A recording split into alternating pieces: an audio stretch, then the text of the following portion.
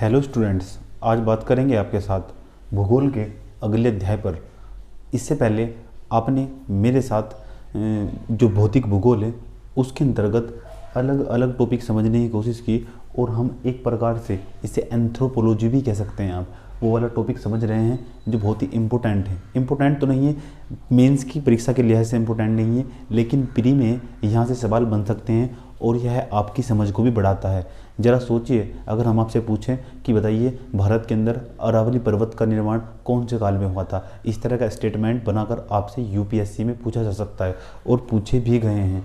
तो मेरा आपसे उम्मीद है कि आप लगातार इन टॉपिक पर थोड़ा फोकस कीजिए। इसे आज हम जो टॉपिक पढ़ेंगे वो हमारा होगा, इससे पहले का जो मेरा वीडियो नहीं देखा तो उसे देखिए पहले जाकर, पूरा जीवी महाकल्प। महाकल्प एक प्रकार का समय होता है। आज हम जिस समय को आपको समझाने की कोशिश करेंगे वो समय आपका 600 से लेकर 225 मिलियन वर्ष पुराना है। यानी इसके बीच में, इन समय के बीच में जो हमें जानकारी मिलती है, उस समय पृथ्वी पर कौन कौन सी घटनाएं घटित हुई और कौन कौन सी क्रियाएं संपन्न हुई और पृथ्वी के कौन कौन से भाग पर किस किस तरह का विकास हुआ, इसे जानने की कोशिश करते हैं।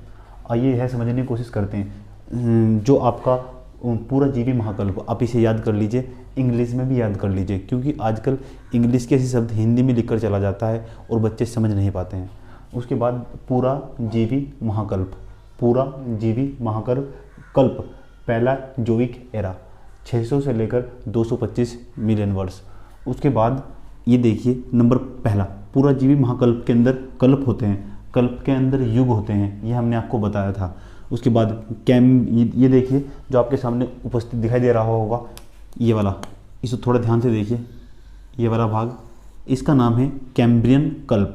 कैम्ब्रियन कल्प एक प्रकार का 600 से लेकर 500 मिलियन वर्ष के बीच में, यानी लगभग 100 साल के, लगभग 100 वर्ष के लमसम एक पृथ्वी पर अनेक ऐसी क्रिया संपन्न हुई जिसमें अभी तक इस काल में जो कैम्ब्रियन कल्प है, कैम्ब्रियन, ध्यान रखिए, कैम्ब्रियन कल्प है, इसमें पहली बार समुद्रों पर अतिक्रमण हुआ। पहली बार समुद्रों पर अतिक्रमण अगर कहीं होना स्टार्ट हुआ था, समुद्रों पर अतिक्रमण मतलब इसके अंदर अनेक प्रकार की जातियाँ, विजातियाँ, अनेक प्रकार की संततियाँ और रेंगने वाले जीव ये धीरे धीरे जन्म लेने वाले थे, अभी तक जन्म नहीं लिया था।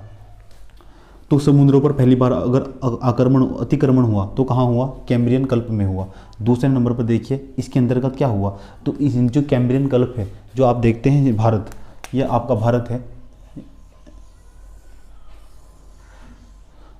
भारत के राजस्थान से लेकर दिल्ली तक एक लंबी सी पर्वत, छोटी सी पहाड़ों की श्रृंखला पाई जाती है, पहाड़ों की श्रृंखला पाई जाती है, उसे पर्वत श्रृंखला बोलते हैं।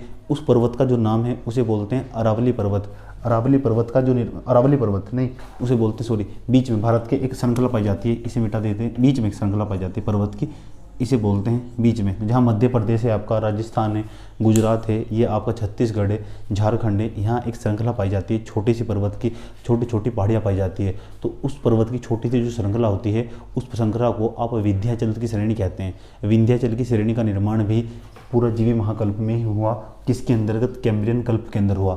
आपसे यूपीएससी ऐसा प्रश्न नहीं पूछेगा, प्रश्न ऐसा पूछेगा, बताइए पूरा जीवी महाकल्प के संदर्भ में निम्नलिखित कथनों पर विचार कीजिए।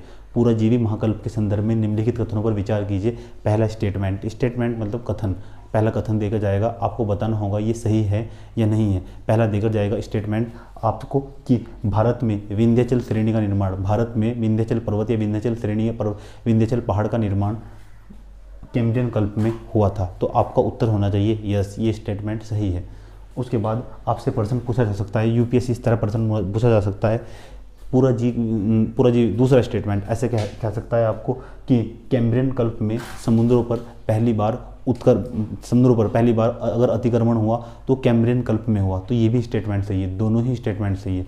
इस तरह आप यूपीएससी का जो पीडी का प्रश्न इस तरह बना सकता है। और यहाँ तो सीधा तो पीसीएस में सीधा प्रश्न ही पूछ लेता है, पूरा जीवी महाकल्प कितने से लेकर कितने वर्ष तक रहा, इस तरह का प्रश्न, मतलब छोटे छोटे प्रश्न। पूरा जीवी महाकल्प में निम्नलिखित में एक ही नाम दे देगा इनमें से, कैम्ब्रियन कल्प किसके अंतर्गत आता है? कैम्ब्रियन कल्प पूरा जीवी महाकल्प के अंतर्गत आता है, आपको पता होना चाहिए कैम्ब्रियन कल्प। ये उसके बाद दूसरे नंबर पर देखिए पृथ्वी पर, यहाँ देखिए पृथ्वी पर बिना रीढ़ की हड्डी वाले जीव थे। यानी पृथ्वी पर जीव तो थे लेकिन बिना रीढ़ की हड्डी वाले जीव थे।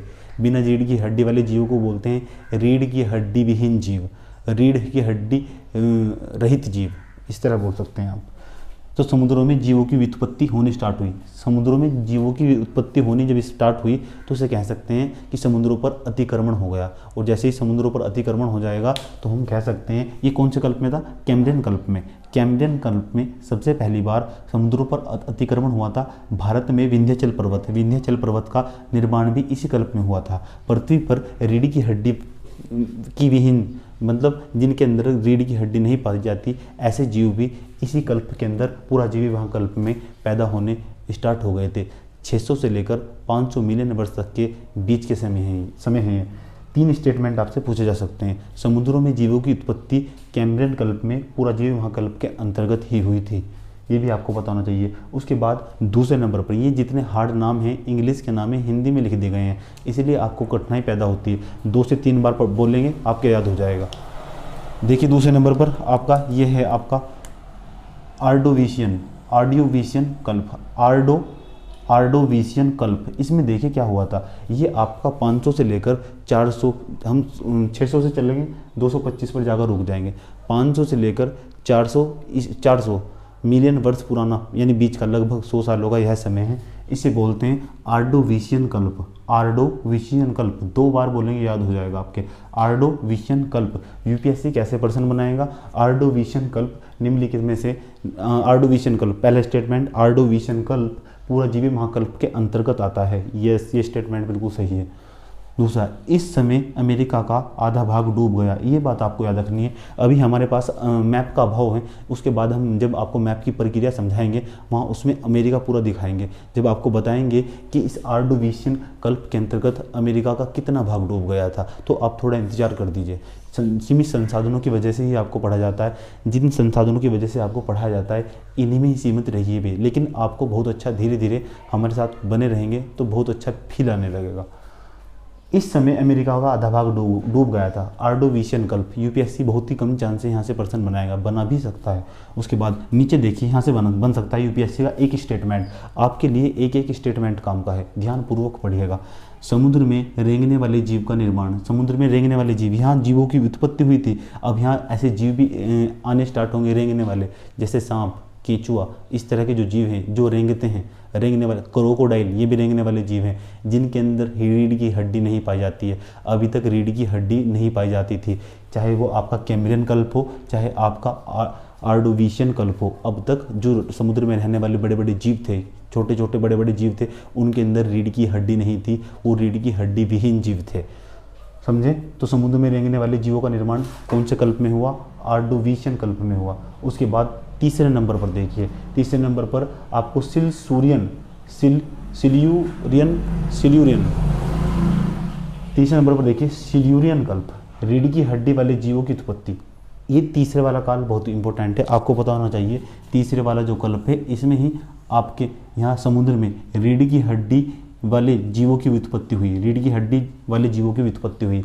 अभी तक 2 कल्प, चाहे वो आपका कैम्ब्रियन कल्प हो, चाहे वो आपका आर्डोविशियन कल्प हो, चाहे वो इन दोनों में अब तक जो जीव पाए जाते थे उनके अंदर रीढ़ की हड्डी नहीं पाई जाती थी अभी तक। ये आपका 400 मिलियन वर्ष पुराने समय की बात कर रहा हूँ मैं। जब हम 400 से लेकर 300 मिलियन वर्ष पुराने समय में पहुँचते हैं तो तब हमें एक सिल्यूरियन कल्प मिलता है। इसमें ही रीढ़ की हड्डी वाले जीवों का की उत्पत्ति हुई थी। जैसे इसमें शरीर समुद्र के अंदर एक नए प्रकार के जीवों का निर्माण होना स्टार्ट हो गया था, जैसे मछली होगी आपकी। इसी कल्प में परवालों का भी विस्तार हुआ। परवाल किसे बोलते हैं? फिश तो समझते हैं, फिश किसे बोलते हैं? इसी समय में ही परवालों का भी विस्तार हुआ। ऑस्ट्रेलिया में जाइएगा, लक्षद्वीप में जाइएगा, जो छोटी छोटी जो मोंघा होते हैं, मोंघा परवाल भित्तियाँ पाई जाती है, परवाल भित्तियों को भी परवाल बोलते हैं। जाइएगा समुद्र में, जैसे समुद्र के लोग तैराकी करने जाते हैं, लक्षद्वीप हो गया, आपका मन्नार की खाड़ी हो गया, आपका ऑस्ट्रेलिया में हो गया। ऑस्ट्रेलिया में जब जाएंगे आप तो वहाँ लोग तैराकी करने के लिए जाते हैं। आपने अक्षय कुमार की एक ब्लू फिल्म भी देखी होगी, उसमें देखिए कि में लोग किस तरह तैराकी करने जाते हैं और अनेक प्रकार के सुंदर सुंदर आकर्षक और रंग बिरंगे नज़ारे दिखाई देते हैं, जिसे बोलते हैं परवाल भित्तियाँ। परवाल भित्तियों के पूरे स्ट्रक्चर की चर्चा करेंगे। उसके बाद जीवन में आपको कभी परवाल भित्तियाँ पढ़ने की जरूरत नहीं पड़ेगी। बस आपको यह याद रखना है कि परवाल भित्तियों का जो निर्माण था वो भी सिल्यूरियन कल्प में ही हुआ था। उसके बाद पहली बार स्थल पर पौधे पौधों का विकास इसी काल में हुआ पहली बार अब तक। इस चाहे ये वाला काल हो चाहे ये वाला काल हो, पूरा जीवी महाकल्प में, कैम्ब्रियन कल्प और आर्डोविशियन कल्प में पौधे का निर्माण नहीं हुआ था। यह आपको स्टेटमेंट पूछा जा सकता है कि आर्डोविशियन कल्प में पौधे का निर्माण हो गया था, तो ये स्टेटमेंट गलत होगा। समझिए, आपसे प्रश्न पूछा जाएगा सिल्यूरियन कल्प में, पूराजीवी महाकल्प के सिल्यूरियन कल्प में पृथ्वी पर पौधे का विकास हो गया था, तो आपका स्टेटमेंट सही होगा। सबसे पहली बार जो पौधे का विकास हुआ था, सबसे पहला जो पौधा बना था वो आपको पता होना चाहिए। सबसे पहली बार जो पौधा बना था वो आपका बना था ऑस्ट्रेलिया में। कहाँ? ऑस्ट्रेलिया में सबसे पहली बार जो पौधे का विकास हुआ। ऑस्ट्रेलिया जानते हैं आप? अपने पास एक ऑक्सफोर्ड का मैप रख लीजिएगा, या एक भारत का मैप और एक वर्ल्ड का मैप अपने रूम में, आपके रूम में लगा हुआ होना चाहिए, ताकि मैं जब भी ऑस्ट्रेलिया देखूं तो आप जाइए ऑस्ट्रेलिया देखिए कहाँ लिखा हुआ है, उसमें जाकर देखिए। ऐसा देखने से बार बार आपके दिमाग में बस जाता है। डिवोनियन कल्प में देखिए, इसी काल्प में महाद्वीपों पर ऊंची पर्वत श्रृंखलाएं विकसित हुई। चाहे वो आपका पूरी यूरोप हो, पूरे के पूरे यूरोप के अंतर्गत लंबी लंबी पर्वतों की श्रृंखलाएं देखी जाती हैं। ये लंबी लंबी श्रृंखलाएं आपकी डिवोनियन कल्प में ही, कौन सा कल्प? डिवोनियन कल्प में ही ये लंबी लंबी महाद्वीप पर देखी। चाहे वो ग्रेट डिवाइडिंग रेंज हो, चाहे वो आपका हिमालय पर्वत हो, चाहे वो आपका यूराल पर्वत हो, पर्वतों की लंबी लंबी श्रृंखलाएं, चाहे वो आपका अलास्का पर्वत हो अमेरिका का, इतने सारे पर्वतों के नाम बताए हैं आपको। सारी की सारी पर्वतों की लंबी लंबी श्रृंखलाएं हैं। ये पर्वतों की लंबी लंबी श्रृंखलाएं डिवोडियन कल्प में ही विकसित हुई है। समझे? इसी काल में महाद्वीप पर ऊंची पर्वत श्रृंखलाएं विकसित हुई है। मैंने इसलिए लिख दिया है ताकि आप नोट्स बना ले, वरना मैं आपको वैसे भी बता सकता था। उसके बाद इसी समय शार्क मछली का भी उद्भव हुआ। हालांकि इसी समय मछली का उद्भव यहाँ भी हुआ, इसे देखिए, मैंने कहा धीरे धीरे यहाँ देखिए। इसी समय शार्क मछली का भी उद्भव हुआ। इसे मत्स्य युग भी कहते हैं। तो डिवोनियन कल्प को मत्स्य युग भी कहा जाता है। ये मत्स्य युग तो आपसे कई बार पूछा गया है। 300 से लेकर 200, 300 से लेकर 50, 300 से लेकर 350, 300 से लेकर 250 तक, 300 से लेकर 250 तक के बीच का लगभग समय होगा। उसके बाद इसे मत्स्य युग भी कहते हैं। डिवोनियन कल्प को ही मत्स्य युग कहते हैं। इसी समय उभयचर जीव पर, यानी पृथ्वी, ऐसे जीवों की उत्पत्ति हुई जो जल के अंदर भी रह सके और थल के अंदर भी रह सके। ऐसे जीवों की उत्पत्ति होनी धीरे धीरे शुरुआत हो गई थी। मगरमच्छ को देखिए, मगरमच्छ पानी के अंदर भी रह सकता है और स्थल पर भी रह सकता है। इस तरह के जो जीव थे वे डिवोनियन कल्प में ही विकसित हुए थे। डिवोनियन कल्प में ही विकसित हुए थे। अभी मैं आपको ये वीडियो दिखाता, उसके बाद मैं आपको वीडियो सेंड कर दूंगा। इसमें जो भी विकास, मेरे पास एक बहुत अच्छा वीडियो है, समझे, लैपटॉप पे पढ़ा था तो आपको दिखाता कि वीडियो कैसा है, किस टाइप का है, किस तरह कौन कौन से जीव बनते चले गए। लेकिन अब आप कहीं से भी पढ़ेंगे आपके समझ में आने स्टार्ट हो जाएगा कि कब कहाँ कौन सा हुआ। इसी वीडियो को 2 से 3 बार रिविजन करके देखिएगा। 3 बार तो देख ही सकते हैं आप वीडियो को। कार्बोनिफेरस कल्प में देखिए, ये भी बहुत इंपॉर्टेंट है। अच्छा, इसमें एक बात और आपको ये याद रखनी है कि इस समय उभयचर जीव का निर्माण हुआ था डिवोडियन कल्प में, और जो पौधे की लंबाई थी वो लगभग 40 फीट तक पहुंच गई थी। यानी पौधे काफ़ी लंबे हुआ करते थे। जो पेड़ पौधे थे, पृथ्वी पर रहने वाले पौधे, छोटे छोटे पौधे भी, समझे, इनका जो स्तर है धीरे धीरे जैसे जैसे गर्मी पड़ती गई, तापमान बढ़ता गया, पेड़ों का स्तर धीरे धीरे घटता गया, और आज तक देखिए ज़्यादा लंबे लंबे पेड़ नहीं पाए, पहाड़ी क्षेत्रों में पाए जाते हैं। क्यों? तापमान में कमी पाई जाती है। जैसे जैसे देखिए स्थल भागों पर तापमान बढ़ता गया तो वहाँ पौधों की जो लंबाई थी वो धीरे धीरे कम होती चली गई, और जो पत्तियाँ दिखती हैं पत्तियाँ, वो इतने तापमान अधिक बढ़ने के कारण भी धीरे धीरे कांटों में परिवर्तित हो गई। जो पत्तियाँ हुआ करती थी छोटी छोटी पत्तियाँ, वे धीरे धीरे तापमान बढ़ने के कारण धीरे धीरे कांटों में परिवर्तित हो जाती है। वो बाद में भी बात करेंगे आपसे। कार्बोनिफेरस कल्प में देखिए, ब्रिटेन व फ्रांस में सर्वाधिक प्रभावित हुए जो कार्बोनिफेरस कल्प था। इसमें जो बड़े बड़े महाद्वीप है ब्रिटेन के अंदर, चाहे वो आपका फ्रांस हो, ये सबसे अधिक प्रभावित होने वाले देश हैं। उसके बाद उभयचर का विस्तार बढ़ गया। ये उभयचर का विकास कहाँ हुआ था? डिवोडियन कल्प में। उसके बाद देखिए जो कार्बोनिफेरस कल्प है, इसमें क्या हुआ था? उभयचर का विस्तार बढ़ गया था। कुछ जीव जो स्थल पर और समुद्र के अंदर रहा करते थे, वे उनकी मात्रा लगातार बढ़ती चली जा रही थी। ऐसे जीवों की, रेंगने वाले जीवों का भी विकास हुआ। यानी ये जो आपको कार्बोनिफेरस कल्प दिखाई देगा, इसमें लगभग पौधों का भी विकास दिखाई देगा, आपको सबका विकास इसी में दिखाई देगा, क्योंकि इसके बाद ही तो ये युग आया। तो ये आपको पता होना चाहिए। कार्बोनिफेरस जो कल्प है, इसे युग भी कह सकते हैं। कुछ लोग कुछ किताबें कार्बोनिफेरस युग भी लिखती हैं, तो इसमें कहने की कोई ज़्यादा संकोच करने की ज़रूरत नहीं है। रेंगने वाले जीवों का विकास भी इसी समय हुआ था। पौधों की ऊंचाई लगभग 100 फीट तक पहुंच गई थी कार्बोनिफेरस युग में। इसे बड़े वृक्षों का काल भी कहते हैं। तो बड़े वृक्षों का काल किसे कहते हैं? कार्बोनिफेरस युग को बड़े वृक्षों का काल भी कहते हैं। भ्रंश में पेड़ दब जाने से कोयले के निक्षेप पाए जाते हैं। जीवों का युग भी इसे ही कहा जाता है। मैंने कहा इसमें जो आपने देखा होगा वासेज पर्वत, ब्लैक फॉरेस्ट पर्वत, ये सारे के सारे भ्रंश पर्वत है। सतपुड़ा पर्वत, भ्रंश पर्वत जो नीचे धंसने के बाद पृथ्वी पर जो लाखों साल पहले पेड़ पौधे रहा करते थे, वे नीचे नीचे धीरे धीरे धंसते चले गए थे। और जैसे धंसते चले गए थे एक गर्त में समा गए थे, एक गड्ढे में समा गए थे। तो आप कह सकते हैं इस युग को कार्बोनिफेरस कल्प या कार्बोनिफेरस युग कहा जाता है। ब्रिटेन और फ्रांस एक मोटे तौर पर कह सकते हैं यूरोप कार्बोनिफेरस में यूरोप सबसे अधिक प्रभावित होने वाला महाद्वीप है।